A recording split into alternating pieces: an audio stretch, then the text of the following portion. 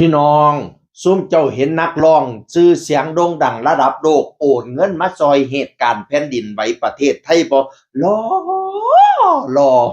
รอเทิงหน้าตารอเทิงจิตเทิงใจแจ็คสันหวังพนาวาแจ็คสันหวังจากประเทศจีนนักร้องชื่อเสียงโด่งดังจากฮ่องกงจากประเทศจีนดังระดับโลกนำดีโอนเงินมาซอยเหตุการณ์แผ่นดินไหว100,000 ดอลลาร์เป็นจำนวนเงิน3,400,000 3,500,000ประมาณนี้พี่น้องเอ่ยโอนมาให้พี่นุ่มในรายการโหนกระแสเมื่อนั้นพี่นุ่มเว้ารายการโหนกระแสแขกรับเชิญนั้นเป็นเอมิล่าเป็นวายุพิไสเป็นทนายไส้พัดเป็นทนายเก่งเป็นคุณลูบีแล้วก็ภรรยาทนายเก่งพี่น้องเอ่ยตอนจะรายการไปช่วงสุดท้ายเนาะพี่นุ่มก็ขอบคุณแจ็คสันหวังที่โอนเงินมาซอยเหตุการณ์แผ่นดินไหวประเทศไทย100,000 ดอลลาร์สาธุหน้าตาดีจิตใจดีพร้อมรอพี่น้อง คนหยังมารอคักรอแน่คักแท้รอพร้อมจริงพร้อมเป็นนักร้องพร้อมเป็นพิธีกรพร้อมเป็นผู้กำกับมิวสิกวิดีโอพร้อมเป็นหลายอันพันอย่างพี่น้องเอ๋ยระดับโลกโอ้ยให้เจ้าปังให้เจ้าดังไปทั้งหน้าเลยพ่อกูเอ๋ยรูปทางดังคมรอกระดอกกระเดียโอ้ยรอทั้งหน้าตารอทั้งจิตทั้งใจป่วยรวยไปลายอยู่โอ้ยหน้าตาจังดีๆจังสิอยากปั้นเข้าบายจะค่ำเด้อ จิตใจงามพร้อมโอ้ยหงเฮี้ยงเลี้ยงเหลี่ยมให้คำคูณอีพอขอเอ่ยชื่อเสียงโด่งดังระดับประเทศระดับโลกพี่น้องเอ่ยตั้งแต่แอนอรดีก็ชอบบอยซิริไซก็เลยมาแซ่โพดของโหนกระแสแซ่โพดโหนกระแสแล้วก็เขียนว่าขอบคุณแทนประเทศไทยด้วยนะครับแอนอรดีเมียเฮาคือสิฮักตัวหลายกว่าเก่าคักว่าซั่นว่า แอนอรดีเมียเฮาคือสิฮักตัวหลายกว่าเก่าคักแสดงว่าแอนอรดีเป็น FC เป็นแฟนคลับเล่าพี่น้องเอ๋ยแอนอรดีก็เลยมาเมนโพสต์ของผัวเพิ่นมาเมนโพสต์ของบอยสิริไซมีสุดยอดพะนะว่ามีที่สุดพะนะว่า เพิ่นปลื้มหลายปลื้มแจ็คสันหวังพี่น้องเอ้ยโอ้ยรอเนาะเฮ้ยผู้ใดสิบ่มักเนาะ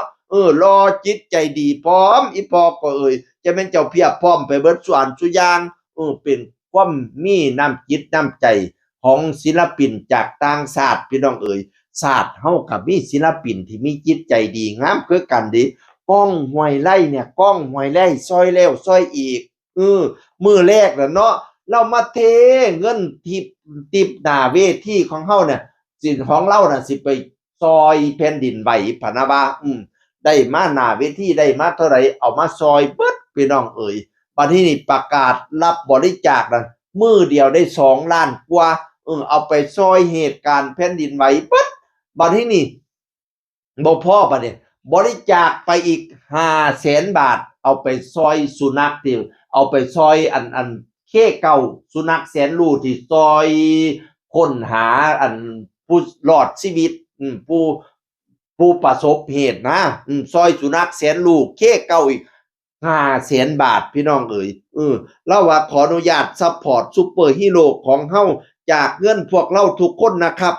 500,000 บาทพะนะว่าเราบ่ได้ว่าเงินเจ้าของดิเนี่ยเราก็เขียนว่าเงินนี้เป็นเงินของพวกเราทั้งหมดที่ซอยกันคนละเล็กคนละน้อยเพื่อส่งต่อให้ซุปเปอร์ฮีโร่ของพวกเรานะครับจงมีความสุขแล้วก็ชื่นชมไปพร้อมๆกันผมเพียงแค่เป็นแค่สะพานส่งต่ออาจจะขออนุญาตใช้วิสาสะในการที่ส่งต่อให้กับซุปเปอร์ฮีโร่ที่พวกเขาค้นหาและก็เสี่ยงชีวิตอยู่กับอากาศร้อนเพื่อช่วยเหลือผู้ประสบภัยครับผมบัดใดอะสาธุให้เจ้าฮงเฮียงเหลียงเหลี่ยมเด้ออีพ่อเอ่ยเป็นสถานบุญให้พี่ให้น้องพะนะว่าโอ้ยให้เจ้าคำคูณอีพ่อข้อยเอ่ยเฮ็ดเพียงตีนให้เจ้าขึ้นเพียงตาเฮ็ดเพียงขาให้เจ้าขึ้นเพียงคิ้วเฮ็ดเพียงนิ้วให้ขึ้นเพียงกระหม่อมเงินทองให้ไหลมาเทมาคือน้ำแกงไปแสดงทางใด FC แตกจนล้นอ่างสนามคิดฮอดเงินให้ไหลมากองคิดฮอดทองให้ไหลมาเข้าเต็มกระเป๋าอึ้งตึงเงินแสนให้ตกอยู่กลางบ้านเงินล้านให้ตกอยู่กลางเฮียนเด้ออีพ่อข้อยเอ่ยบัดนี้นี่บ่ซอยแต่นี่ดิจักหน่อยสิมีเหตุการณ์ไฟไหม้อยู่ทางภาคเหนือแล้วก็สิไปซอยอีกส่งกำลังใจไปเหนือไฟป่าโหดร้ายมาก ขาดเหลืออะไรพร้อมลุยพะนะว่าสิไปซอยทางเหนืออีกอีพอข่อยเอ้ยเนาะจะเป็นใจบุญสุนทานนี่ล่ะเพิ่นว่าศิลปินใจบุญศิลปินติดดินใจบุญของแท้ก้องห้วยไร่ไปซอยเบิดซุหม่องซุแก่ไปเบี้ยงใต้ให้มีผู้มาช่วยเหลือเด้อไปเบี้ยงเหนือให้พี่ผู้มาช่วยสร้างสองขอบข้างให้มีดอกไม้เงินดอกไม้ค่ำเจริญเจริญหุงย่างมันยื